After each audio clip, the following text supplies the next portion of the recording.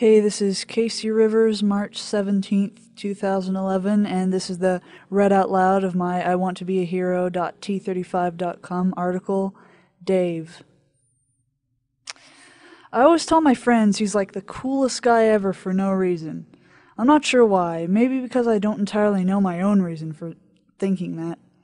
I just know that I think Dave is really cool. Well, I think maybe part of the reason I don't know why I think he's cool is because when I consciously think about it, he's really not as cool as I tend to think. I don't really want to go into a whole lot with this, half because it would be rude to write personal things about a friend, and half because Dave might read this and be like, Casey. Yeah. But basically, he's a lot more normal than he seems in his videos. My definition of normal is basically like a stereotypical guy who does pretty much just the stuff that everyone else does and is overall just like everyone else. He has a big social life and he complains about how his work and his social life suck too much time out of his schedule, so he doesn't have time to animate and blah blah blah. You get the idea. Or maybe not. I kind of talk in circles sometimes.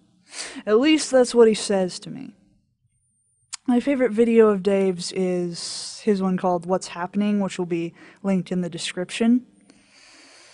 And when I talked to him about it in a random conversation, he said it was no big deal. It only took a little while to make, and it was pretty easy to make. And yet, well, the goal of a video is to invoke some kind of emotion from the viewers, like how comedies are designed to invoke laughter.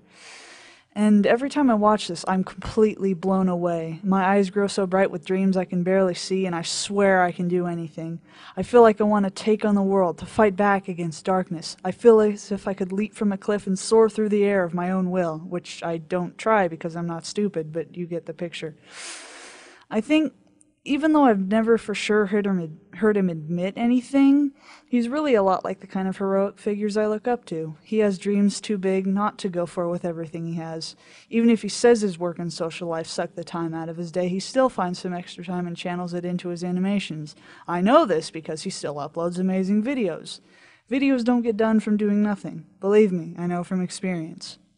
He's amazingly talented, too. I can't believe his first animation was that opening clip of Maple Action, the part with the guy getting killed by the text.